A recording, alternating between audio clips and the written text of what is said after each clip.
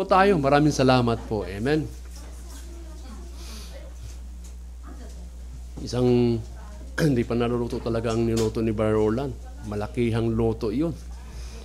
Now, pag-usapan natin ngayon about commitment. Hindi lang normal na commitment, kundi true commitment. Amen. Na ayaw ko na magpaligoy-ligoy. No? Ang tanong ko sa inyo, what is a true commitment? Now, ang commitment po, ang ibig sabihin nito ay act of committing oneself, pledging, engaging, or promising oneself to another, to other. So, what is a true commitment to God?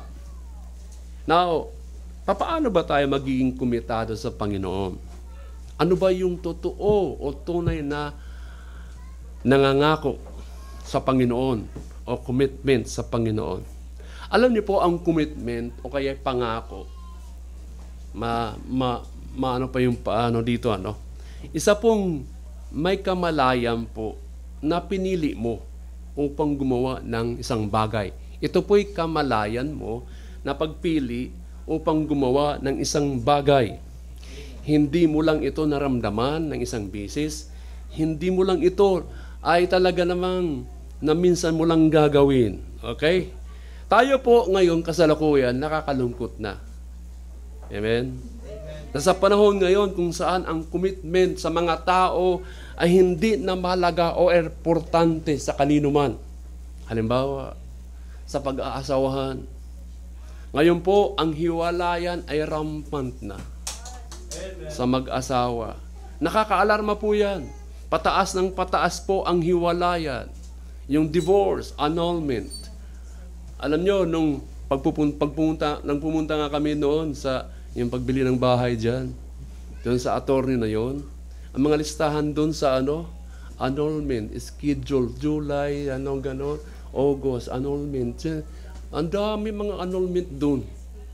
Naka-schedule na sila doon sa attorney kung ano bang pwedeng pagkasunduan. Nakakaalarma na po ang mga tao ngayon, buong mundo po, ang hiwalayan. Wala nang wala na pong gustong humawak ng commitment sa pag-aasawa. Kaya kayo mga young people, piliin na ninyo ang inyong makakasama forever. Amen. Amen. Na kahit ang mga Kristiyano ay hindi po ligtas. Maraming mga mananampalataya ay nagkakahiwalay. Amen. Maniwala kayo hindi. Maghihiwalay at nawa, wag naman tayo mga pamilya. Alam niyo, mahirap po magkaroon ng broken family. Amen. Hirap. Walang nais to be committed sa iisa lamang na partner. Gusto ay tatatlo. Gusto ay dadalawa. Ang hirap noon. Yung aking kababayan, yan dyan, si Igay. Yung aking kababayan, si Igay. Umuwi. Alas 12, kumatok dito kagabi. Natid siya sa Pasay, BLTV. Bago yun umalis, sabi niya, nag-usap kami. Babay, plano pa mag-asawa. Wag ka na maghanap doon ng kapartner. Sumpa yan eh. Yung kasalanan mo ngayon, hiniwalay ka sa pamilya mo, kahit hindi ka kasal, wag ka nang maghanap doon ng laman.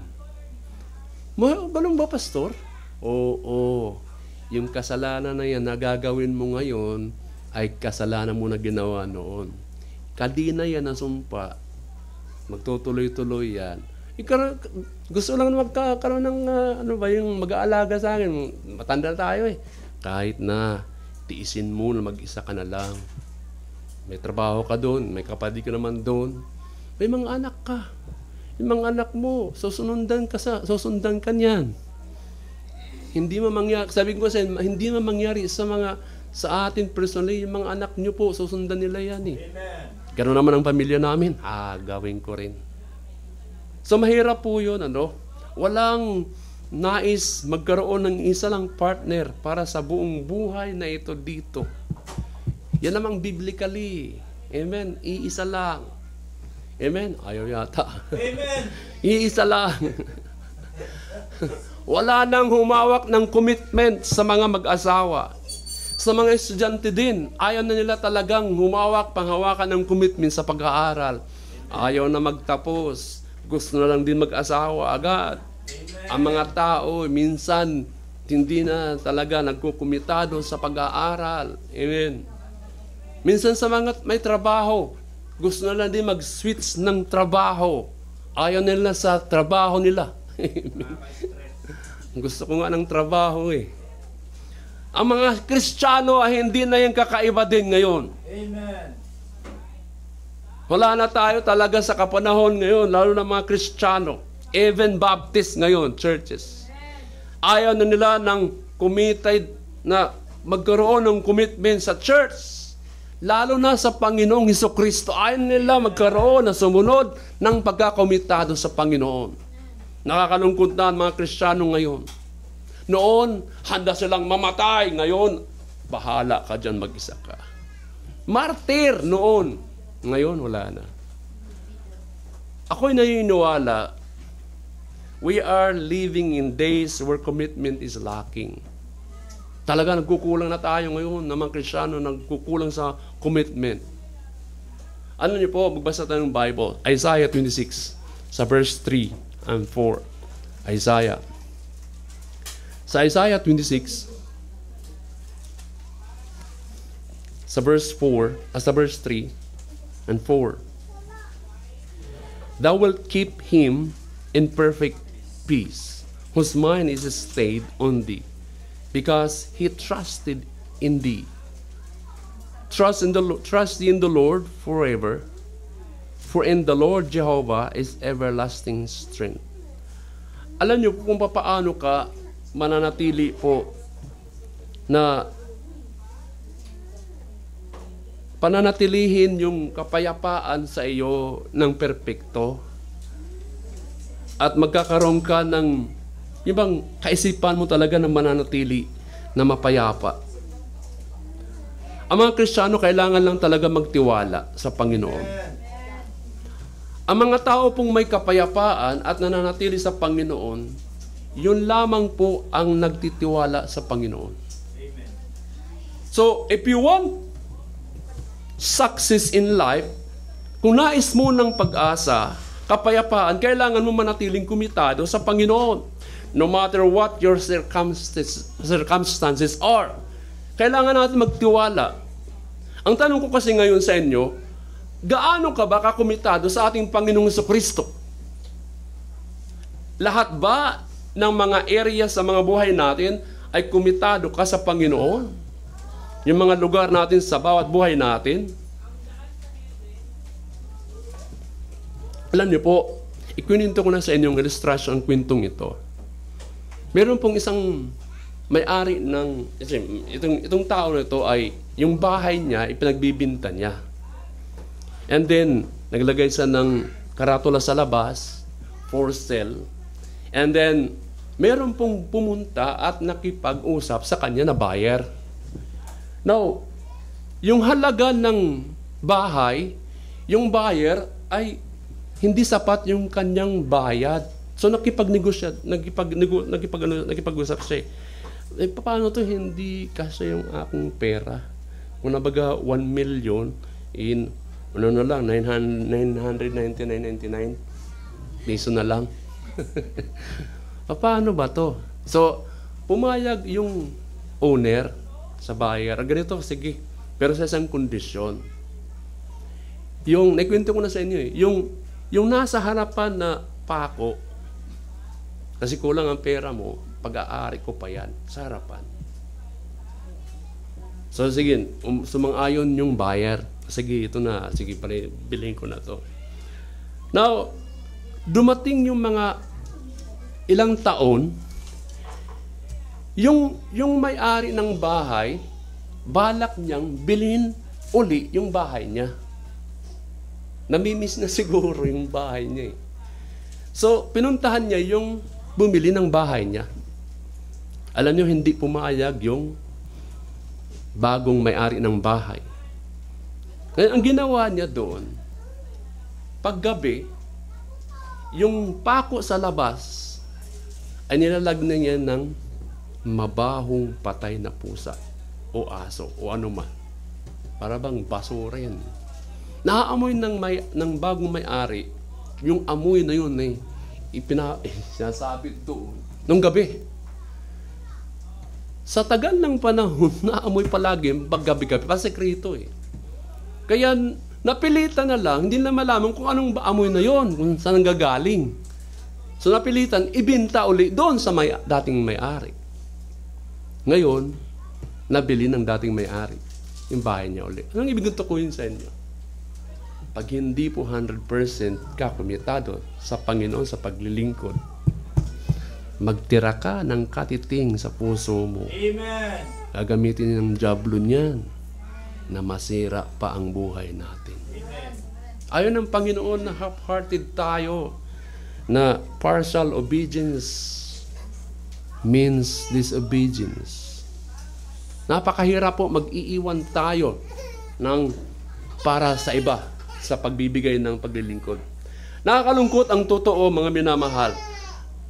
Katulad tayo sa paglilingkod, salitang commitment, na kung saan nag-iiwan tayo ng katiting na lugar sa mga buhay natin, na ang uncommitted sa Panginoong Kristo, na kahit malang kaliliit, yan po ay sisirain ng diablo, yung espiritual na buhay mo, pag hindi buo yan na ibinigay.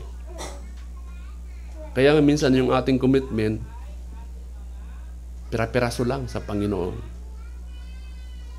Katiting pa yan yung pagkukumit natin sa Panginoon. Amen?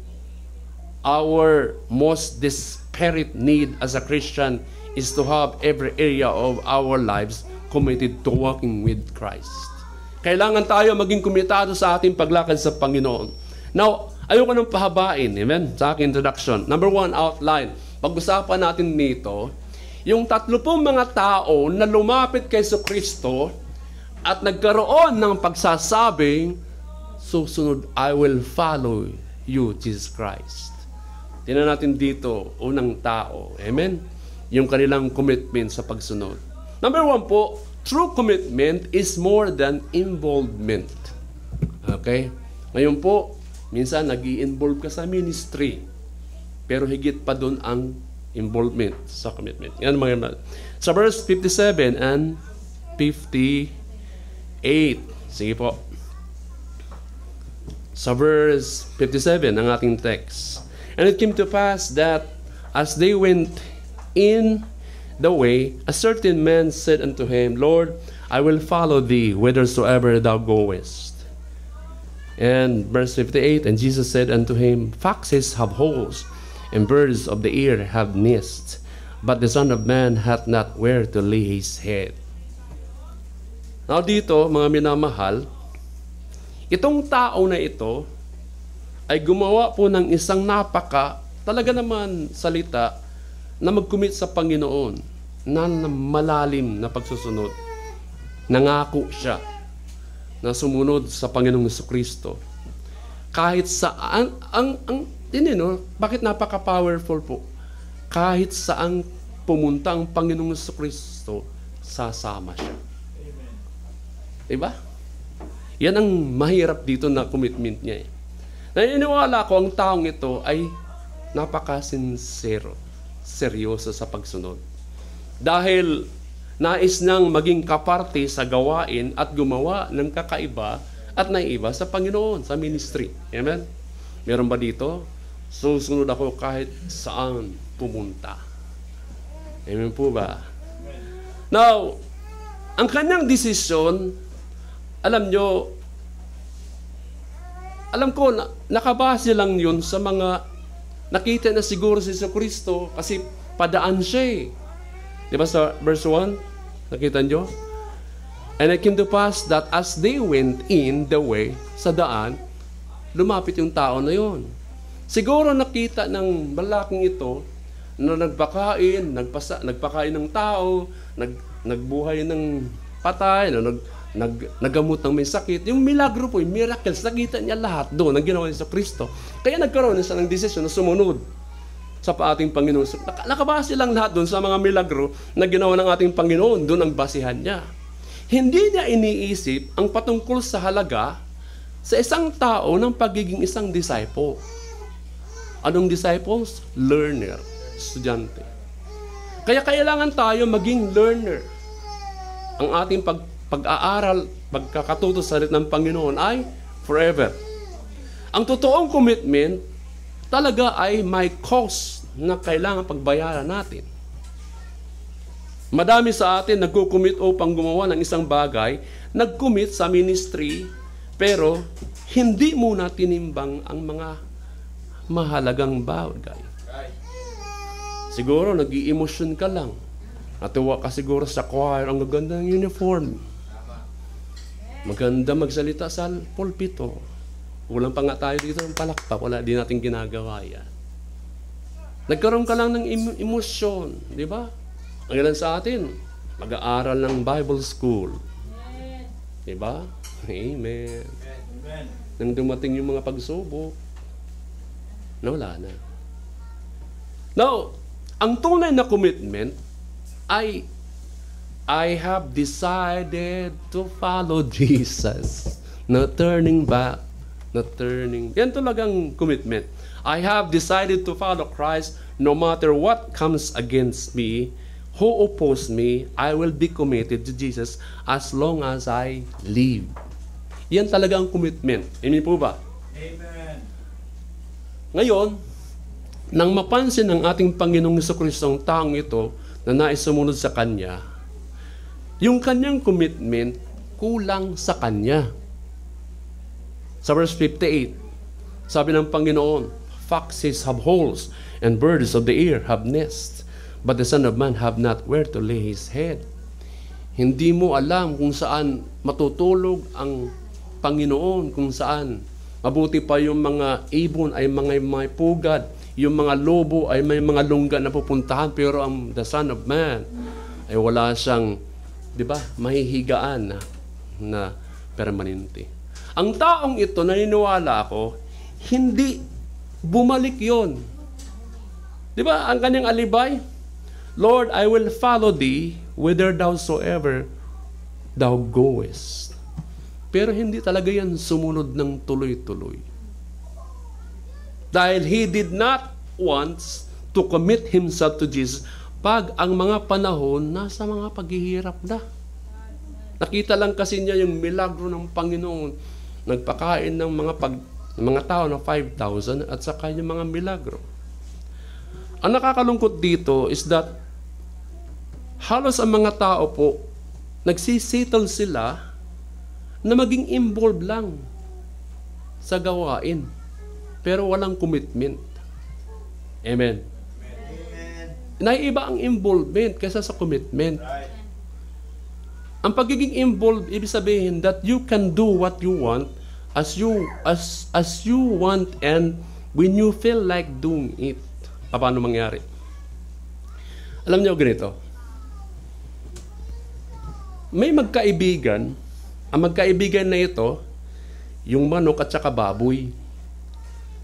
Sila'y naglalakad sa daan, sa kalsada, at sila nagkukintuhan, yung baboy at saka chicken. Now, habang sila naglalakad, nakita nila yung signboard sa daan. Ang signboard ganito, nakikinig ba kayo? Kaya nagkukuha na ng mga ilustrasyon para ang focus ninyo dito. So, nakita lang ang signboard. Nagsasabi, donate for a breakfast to benefit the poor. Almusal lang ha, breakfast para sa mga mahihirap. Mag-donate. Ngayon ang chicken, nagsalita una. Nag-suggest sa baboy. Ganito ha, baboy. Mag-donate ka ng karne at saka hamon. Mag-donate ka ha, ikaw ha, baboy. At sabi ng manok, ako naman, mga itlog. Mga itlog. Sa una, ang baboy ay sumang-ayon. Subalit, kaagad ng isip patungkol sa bagay, nagsabi siya, oh no, hindi pwede.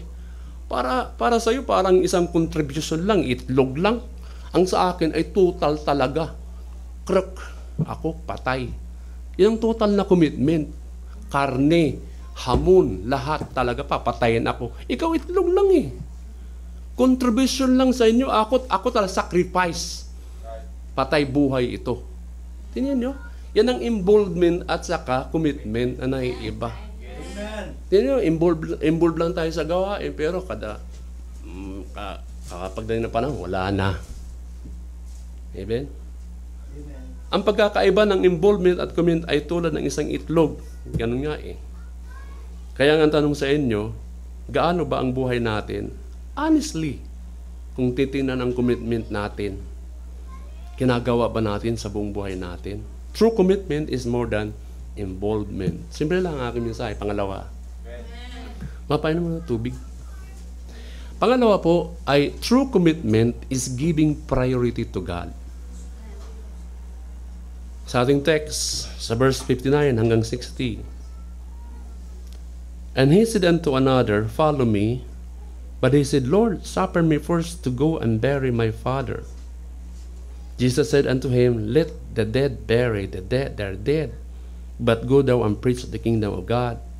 So pangalawang lumapit sa ating Panginoong Kristo, ito'y naiiba din. Okay? So true commitments is giving priority to God. Dito po ang senaryo po, ang tao ito ay nag-request ng permiso muna. Amen? Bigat naman yan, ma. Hindi malamig, ma. Ano lang, baso lang.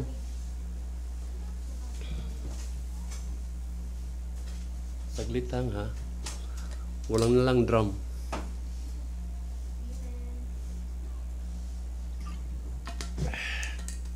Oh. Parang Sprite. Nasaan na tayo?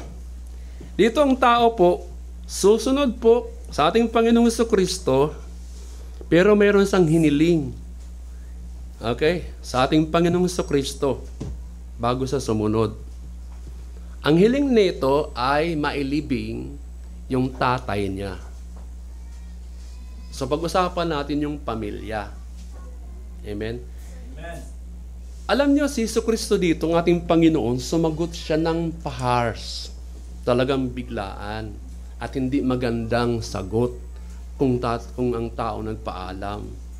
Di ba ang sagot ng ating Panginoon? Let the dead bury their dead. Pero ang priority, sabi ng Panginoon, but go thou. Ano? Preach the kingdom. Ngayon dito, pag-usapan natin ang pamilya. Bakit gano'n lamang ang Panginoong Kristo? Diba? Na itong lalaki susunod pero magpapaalam muna. Pupunta muna ako sa libing ng tatay ko. Alam niyo po ang senaryo dito, kung totoo lang na mahal niya ang kanyang tatay, wala dapat siya doon sa harapan ng Panginoon. Naandun siya sa funeral service. You know? Ang sagot ng Panginoon ay sobrang harsh, malupit. Hayaan mong ilibing ang kanyang katawan, sariling katawan. Ibig sabihin, wala namang malasakit ng Panginoon sa mga kamag-anak o pamilya ng lalaking ito na may namatayan, tatay pa niya. Tingnan natin dito ang naiiba. Ang taong ito ay hindi humiling na umatin sa funeral service ng kanyang ama. Dahil kung ang kanyang ama ay patay, di siya dapat na andun sa harapan ng ating Panginoon sa kasalukuyan.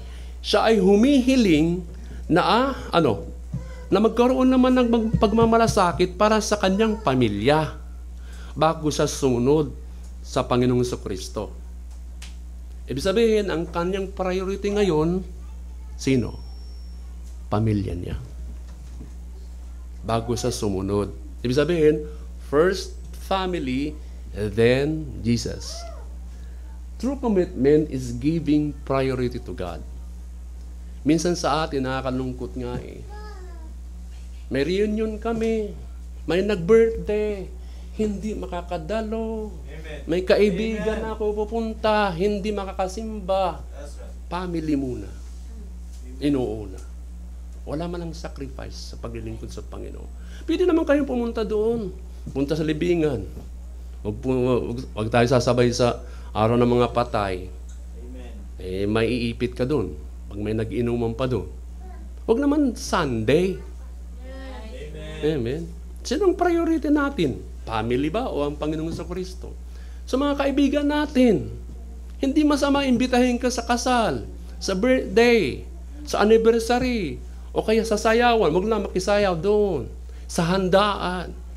Ang priority natin hindi ang Panginoon eh.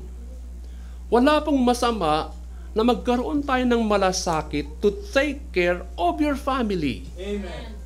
Dahil your family ay regalo o yan nagmumula sa Diyos.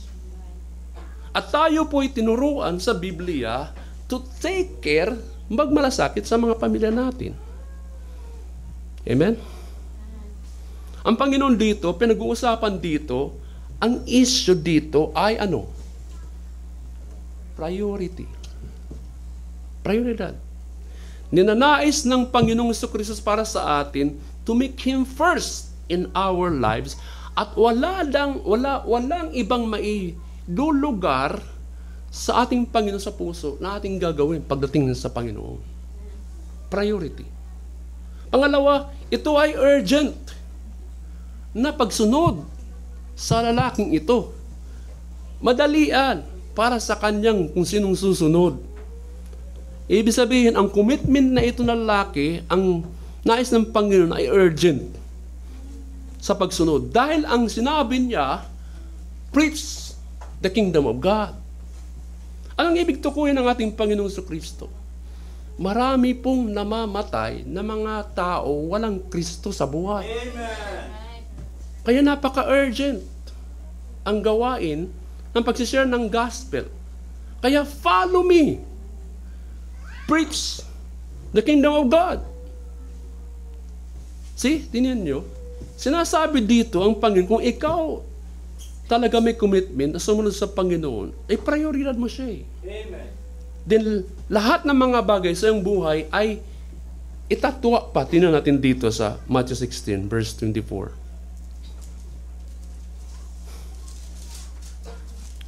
Matthew 16, verse 24. Wala na?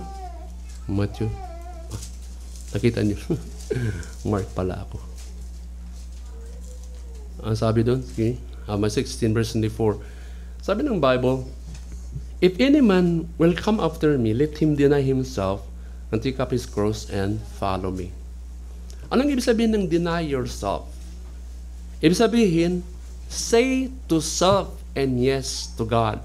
Itatwa natin ang ating mga sarili. Ibig sabihin, give Him the number one priority of your life. It is dethrone ourselves and enthrone God in us.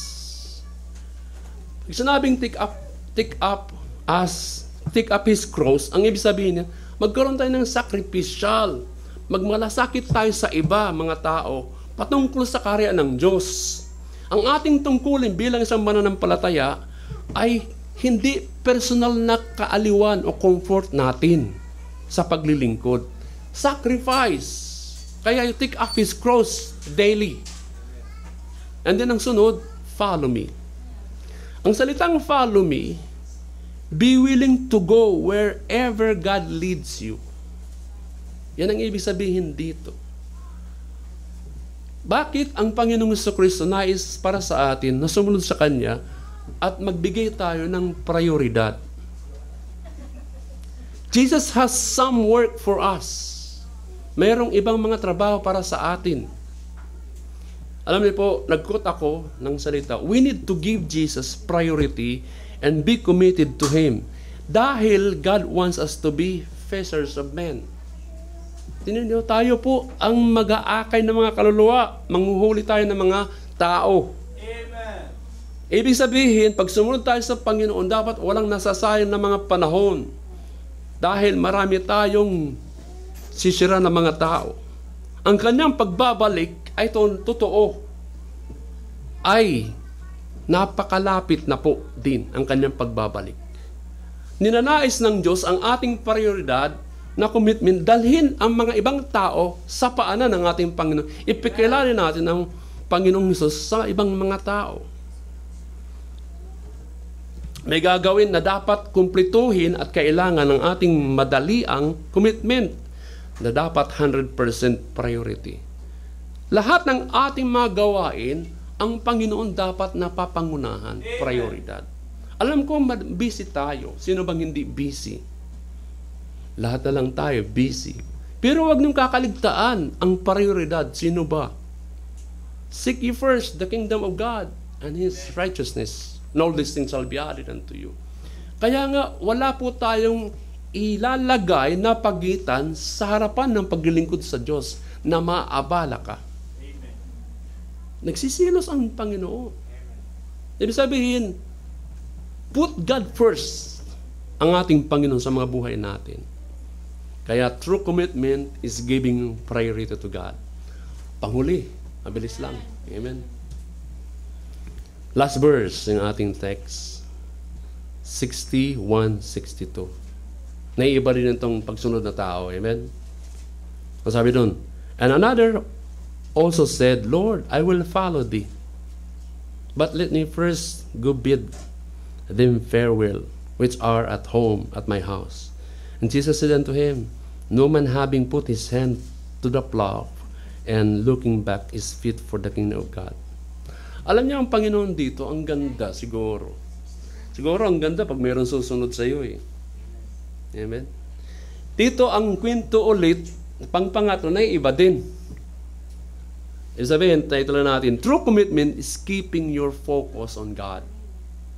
Dito, ang una-una, ang taong na sumunod sa Kanya ay ano, saan ka pupunta, saan ka man lugar na pumunta, susunod ako sa iyo. Pangalawa, ang paalam ng lalaki po, pupunta muna ako sa Ama, maglilibing muna kami. Kaya harsh ang sagot ng Panginoon, hayaan mo ng katawan, patay, mailibing ng sarili niya. Ngayon dito, may mga ginagawa din natin dito eh. At tradisyon nga natin minsan eh. Dito ang lalaki, magpapadispideda muna. Diba? Pupunta muna ako doon, magpapaalam sa aking mga pamilya. Diba? Pamilyar? Amen. Gumawa siya ng rationable. Rationable nga naman. Amen? Yung hiling ng lalaki ito upang bumalik at magpaalam sa kanyang pamilya din. Mula nagsalita si Jesus ng magaspang na sagot niya na di siya fit to follow. Kaya yung araro, hindi ka pa pwedeng lumingon na nag-aararo ka. Is fit to the kingdom of God. Ang dami mga alibay dito, no? Diba? Kaya tayo ngayon ito tayo, dami natin mga alibay. Amen. See? Bakit ginawa ito ni Jesucristo? Yung sagot niya sa verse 60 sa 61 yung bakit ginawa ito ni Jesucristo na makita natin dito. Ang lalaking ito, una, ang kanyang commitment ay para sa kanyang pamilya. Pagkatapos, si Jesus ulit. See? Pamilya ulit dito ang panghuli ng tao na sumunod. Now, God wants your first commitment, Diyos talaga ang ating unang i-commit. Kung hindi ka magkukommit una sa Panginoon, hindi ka kailangan sa gawain niya. Amen. Hindi. Kaya ayaw niya yung tatlong nagpaalam sa kanya eh. Puro mga reasonable sila nagpapaalam. Involved lang tayo sa gawain pero wala talagang commitment doon. Gusto ko lang sumali pero kalaunan, zoom. Amen? Marami sa ating ganun eh. Alam niyo yung pagpapaalam sa mga pamilya, padispedida. Di pa natatapos yan, tradition yan na, di ba? Nung panahon, pag aalis ang isang tao sa pamilya, nagpapadispedida yan. Matagal yan na panahon. Papakain, hindi lang sa pamilya, kaibigan, hinalahat-lahat na mag-a-abroad eh. Di ba? Gaya ng taong ito, nais na magpaalam sa pamilya at mga kaibigan. Ilan yan ay padispedida yan. Amen po ba? Amen. Ilang araw yan, magpapaalam yan. Sa Panginoon, kung nais mong sumunod, timbang-timbangin mo lang muna. Para bang si Abraham, di ba, ng Friday? Saan pumunta si Abraham nung hiniling yung kanyang anak na Isaac? handog mo yung anak mo sa Mount Moriah. Ilang araw siya doon? Nilakad na ng 3 days. Kasi yung hiniling ng Panginoon, napaka-critical yon. Anak niya yon, nag-iisang anak lang. At ang pangako pa naman kay Abraham sa Panginoon, na daming lahi niya, magiging bansa pa. Sa 3 araw na yun, papunta doon sa Mount Moriah, nag-isip talaga yun si Abraham. Tinimbang-timbang niya yun talaga ihahandog niya ito See, tayo sa pagsunod sa Panginoon, dapat totoo lang, seryosohin mo, timbang-timbangin mo. Kasi hindi lang ito emosyon sa mga desisyon. Kahit nga sa pag-aasawa, pag-girlfriend, pag-boyfriend, timbangin mo. Na minsan yung commitment na yun, hindi lang magkaroon ka lantad, meron akong girlfriend, boyfriend, libangan. Tapos selfie doon. Hindi yan isa lang na pag-usapan. Hindi yan feelings. It is a lifetime commitment. Ang pag-aasawa, pag walang commitment ay pag nanasa mo lang sa laman. See? Pagdating ng araw, pag nakasal kayo, anong gagawin niyo? I love you? Ano yan? Lalanggamin yan kasi matamis yan Diba? Kailangan ng pagdidesisyon, anumang mga paraan, diba? Para bang karpintero, pag sinukat ng karpintero yung kahoy, talagang 2 beses, 3 beses bago putulin. Tayo, minsan agad-agad nagdidesisyon, hindi man lang pinagpipray. Amen. Si Abraham ganun din habang naglalakad sila ng kananak, diba? Ano kaya? Handog ko ba? Hindi. May pangako naman ng Panginoon 3 araw iniisip na yun. At alam ng Panginoon ng kanyang puso isipan. Kung saan talaga totoo at niyahandog ang kanyang anak. Amen. Nandun na sila sa Mount Moriah. Di ba sabi pa nga ng anak, nasaan ang ihandog natin, tay?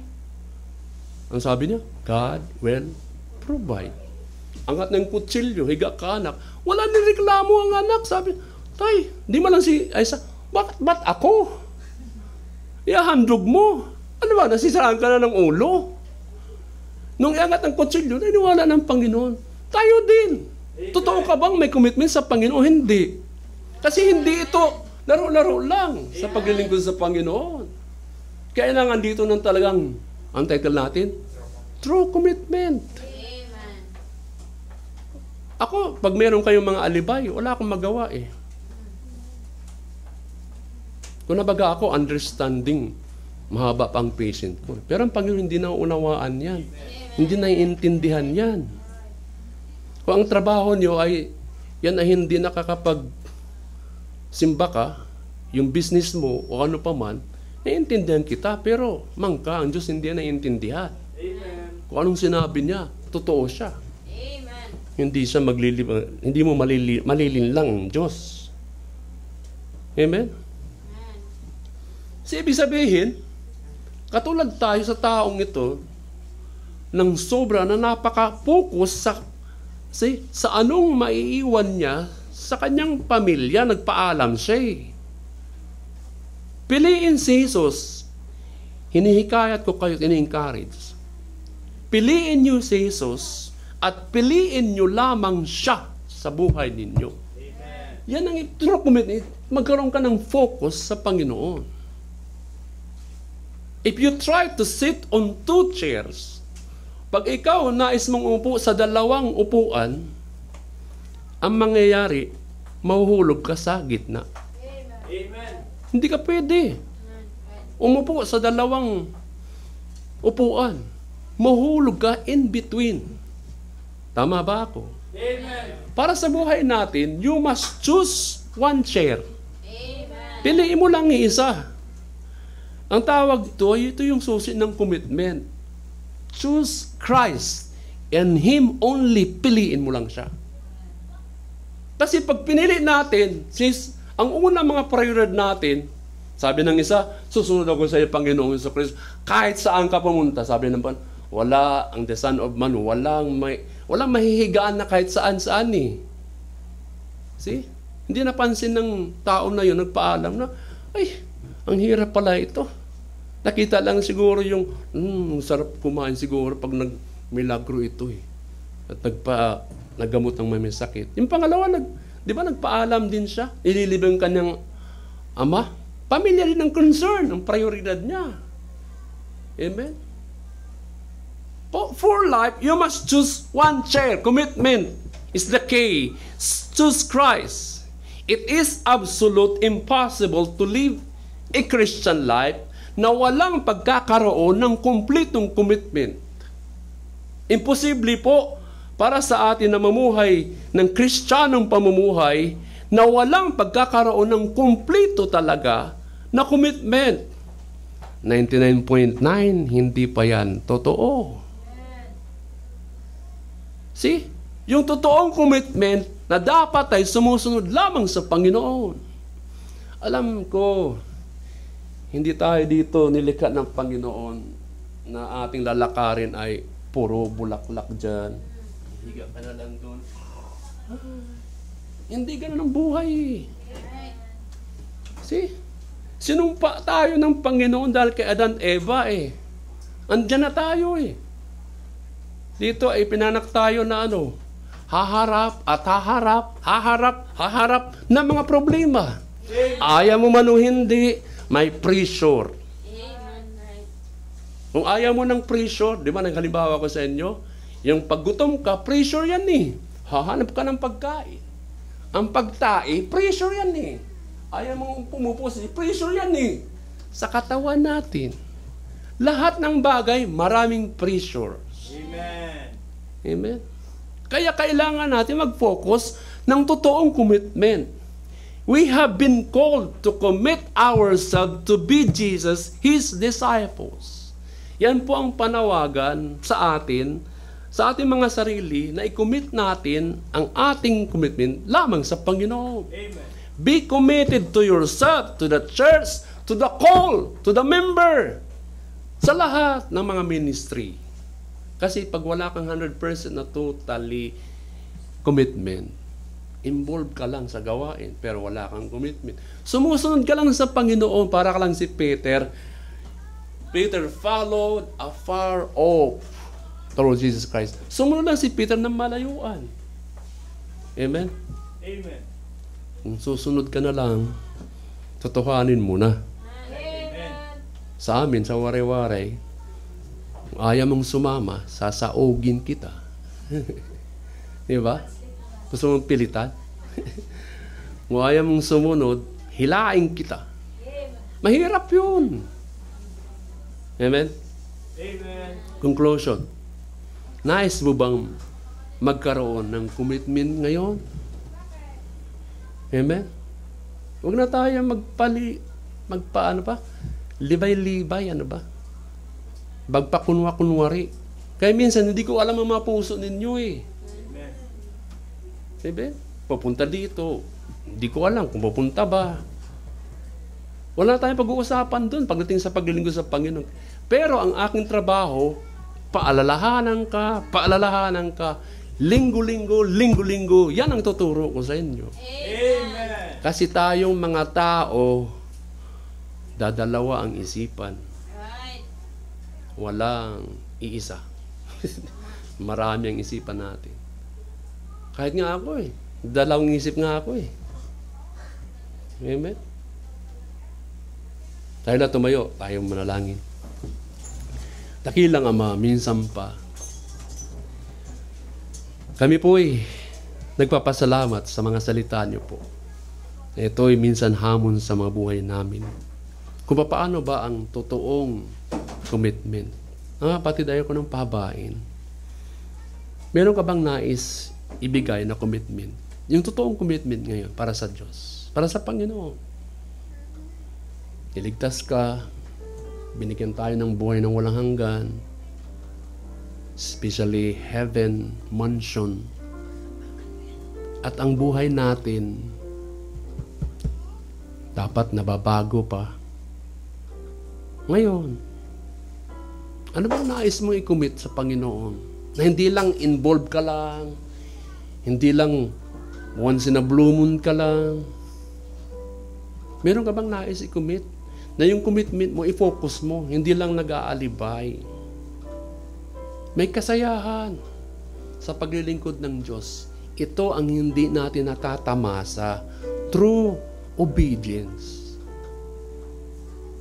Amen? Dakilang Ama, di ko alam ang mga puso namin. Ikaw lang nakakaalam sa mga puso namin. Una-una, kung totoo kaming ligtas, tulungan nyo kami ng mga kapatiran, nawa, magkaroon ng katiyakan ng kaligtasan. Kahit pa man din, kung totoo kami na sumusunod sa inyo. Isang paalala po ang tatlong ito na lumapit sa inyo na mayroong mga pag-aalibay, O Diyos. Wala yung tunay na commitment. I pray, O God, bawat isa sa amin, magkaroon kami ng pagbabago na, yung revival sa mga buhay namin, sa pamilya namin. O Diyos, nawa, ang pagpapalang nais mong ibigay sa amin, pahintulot na. Salamat, O Diyos, sa mga salita niyo po. Salamat. And I pray, O God, madala namin ito, may isa buhay. Lahat ng mga bagay na ito, nilapit ko, pinapanalangin sa pangalan ng Panginoong Hesus. Amen. Amen.